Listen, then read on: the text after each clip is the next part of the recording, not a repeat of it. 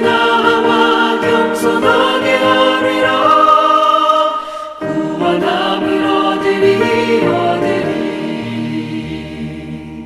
세월 빨리 흐르고 세상 친구 가는데 너의 영혼 오늘 밤 떠나도 주의 구원 받으면 천국에서 영원히 주와 함께 살리라.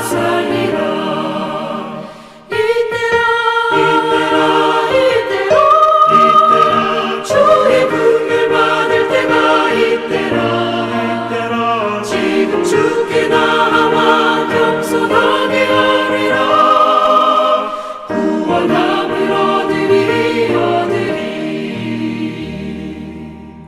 오늘 하나님의 말씀은 예레미야서 32장 1절부터 15절까지 말씀입니다.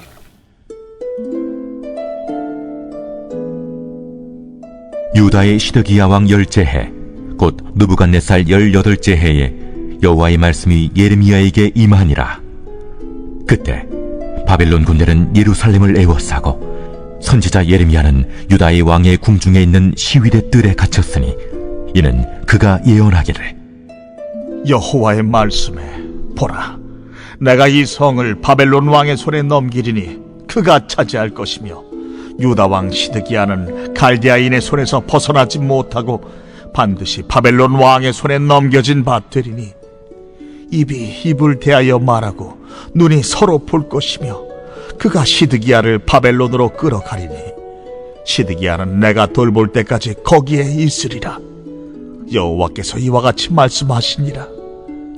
너희가 갈대아인과 싸울지라도 승리하지 못하리라 하셨다 하였더니 유다 왕 시드기야가 이르되 내가 어찌하여 이같이 예언하였느냐 하고 그를 가두었음이었더라. 예레미야가 이르되 여호와의 말씀이 내게 임하였느니라. 이르시기를 보라, 내 숙부 살룸의 아들 하나멜이 내게 와서 말하기를 너는 아나돗에 있는 내 밭을 사라.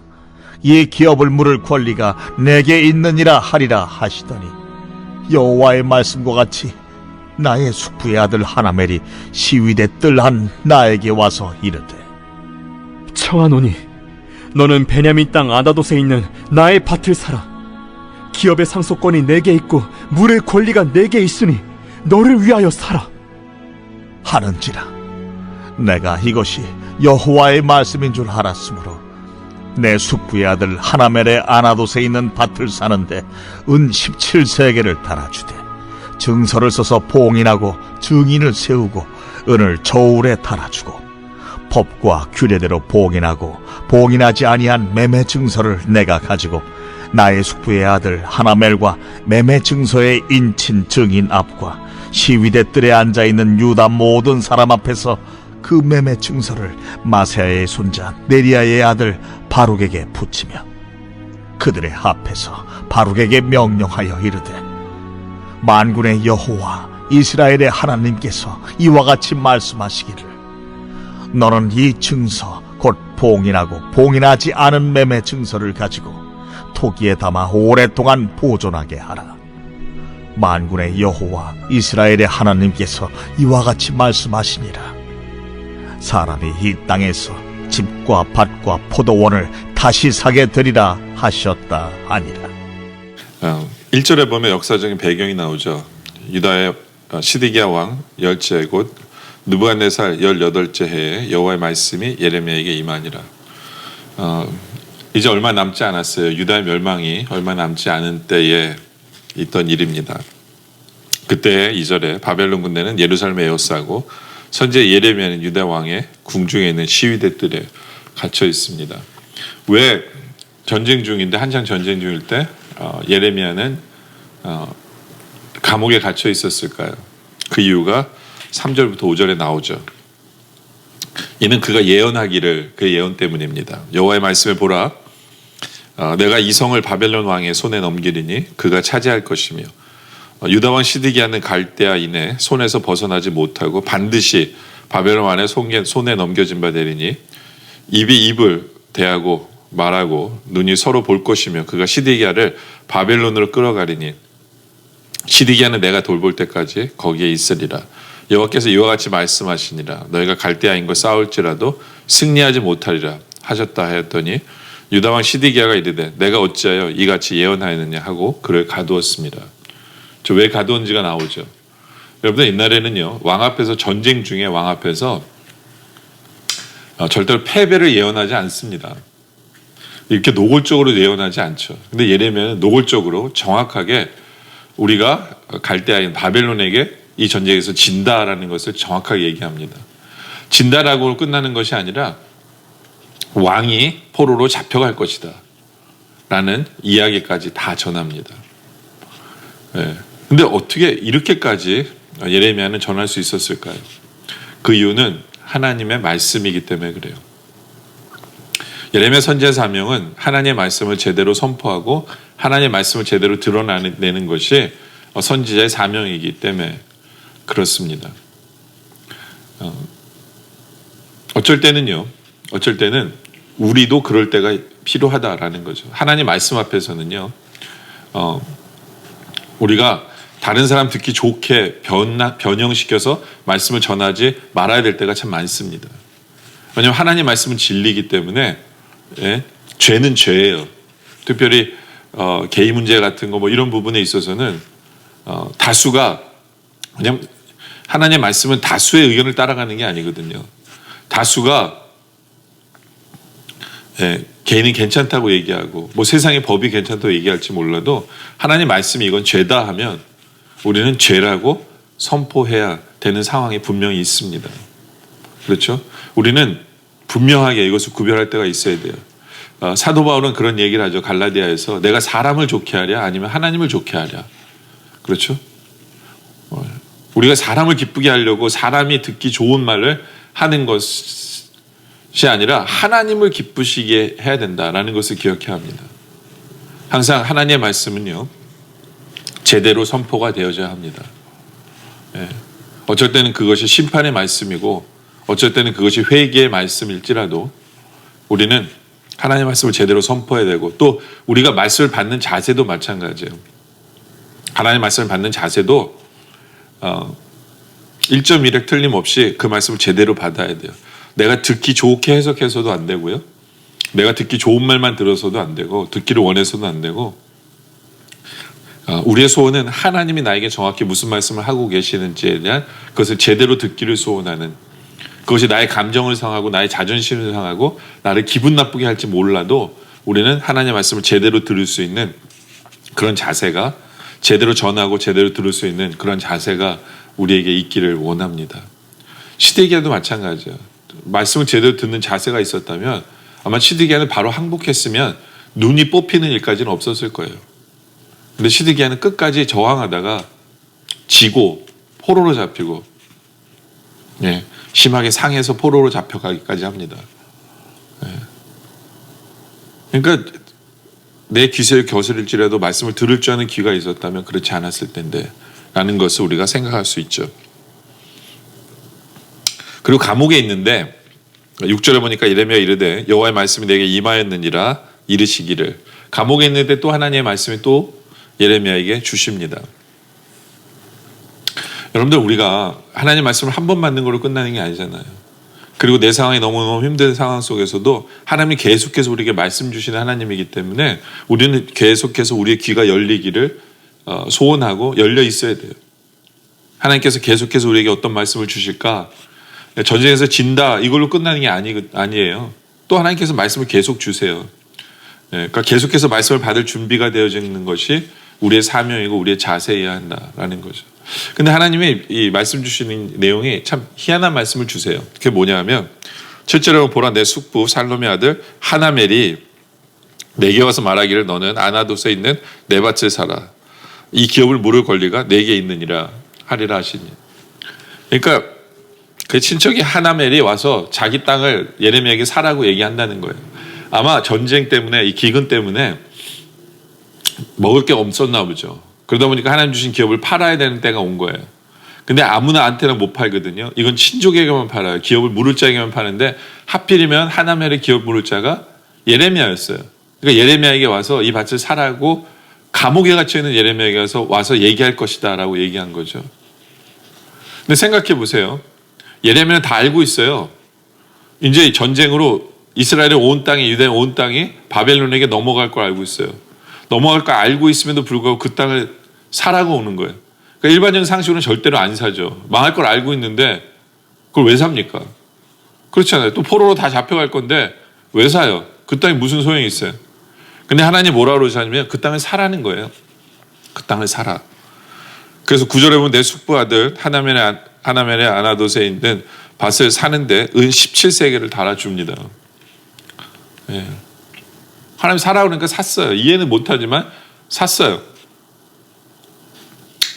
그러니까 어떤 면에서 은 17세겔이나 큰 손을 본 거죠. 예레미야는. 근데요, 예레미야는 그 땅을 왜 샀을까? 하나님은 어떤 마음, 어떤 생각이 있으셨을까? 13절에 보니까 그들의 앞에서 바룩에게 명령하여 이르되, 바룩이 누구냐면 예레미야의 비서 같은 사람이에요. 예레미야의 행정적인 일을 돌봐주는 사람인데, 그 사람이 이르기에 만군의 여호와 이스라엘 하나님께서 이와 같이 말씀하시기를 너는 이 증서를 봉인하고 봉인하지 않은 매매 증서를 가지고 토기에 담아 오랫동안 보존하게 하라. 언제까지요? 포로에서 다시 돌아오는 때까지 이걸 보관하라는 거예요. 왜 하나님께서 이렇게 하셨는지가 설명이 나오는 거죠. 그러면서 15절에 만군의 여호와 이스라엘 하나님 여호와 이스라엘의 하나님께서 이와 같이 말씀하시니라 사람이 이 땅에서 집과 밭과 포도원을 다시 사게 되리라 하셨다 하라. 그렇죠? 지금은 바벨론에 멸망하는 것 같고 너희가 모든 땅을 빼앗기는 것 같고 아무런 소망이 없는 것처럼 보일지 몰라도 하나님께서는 이 예레미야의 이 삶을 통해서 예레미야의 행동을 통해서 소망의 말씀을 전하고 싶으셨던 거예요.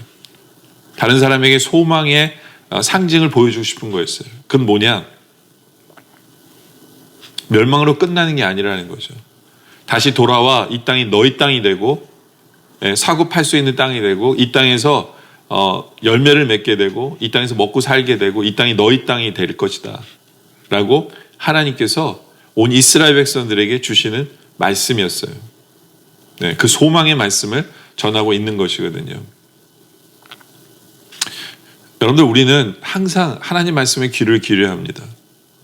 그리고 내가 듣기 싫은 말씀일지라도 우리는 그 말씀을 내 마음에 품고 그 말씀에 순종해야 돼요. 그러면서 계속해서 우리는 우리 귀가 하나님 말씀에 귀가 열려 있기를 원합니다. 말씀을 한 번만 주시는 게 아니에요. 그리고 하나만 말씀을 주시는 게 아니거든요. 계속해서 또 다른 말씀들을 이어서 우리에게 주시기 때문에 우리의 귀가 열려서 계속해서 이어서 우리에게 주시는 말씀을 우리가 듣기를 원합니다. 특히 하나님 말씀 때문에 이 험한 세상에서, 이 어두운 세상에서 우리가 소망을 보기를 원합니다. 하나님 말씀에 위로함을 얻기를 원합니다. 하나님 말씀에 힘을 얻기를 원합니다. 바로 이것이 예레미야의 모습을 통해서 우리에게 알려주고 있는 말씀이다 라는 거죠. 항상 이 꿀보다 단 귀한 말씀이 내가 듣기 싫은 말씀이라도 순종하고 계속해서 우리에게 전해주신 그 말씀에 귀를 기울이고 말씀에 순종하고 내가 이해하지 못하더라도 순종하고 그리고 그 말씀을 통해 위로받는 우리 모두가 되어지시길 주님의 이름으로 축원합니다. 기도드리겠습니다. 아버지 하나님 감사합니다. 우리에게 말씀 주신 하나님이시기에 감사하고 또 우리에게 진리의 말씀이 있기에 감사합니다. 사람을 좋게 하는 것이 아니라 하나님을 항상 기쁘게 하기 위해서 말씀을 받고 말씀을 전하는 우리들 되게 하여 주시옵소서. 정확하게 전하고 또 정확하게 그 말씀을 받아 그 말씀에 순종하고 그 말씀 붙들 수 있는 우리들 되게 하시고 우리의 귀를 열어서 계속해서 전달해 주시는 주님의 음성이 우리 귀에 들려지게 하여 주시옵소서. 들려질 때 내가 이해하지 못하더라도 순종하게 하여 주시고 또 말씀을 통해 우리가 소망을 갖고 위로를 받으며 힘을 얻으며 주님을 기쁘시게 하는 삶을 살아가는 우리 모두가 되어질 수 있도록 주님 인도하여 주시옵소서. 계속되어진 기도 속에 주님 함께하여 주시옵소서. 예수님의 이름으로 기도드립니다. 아멘.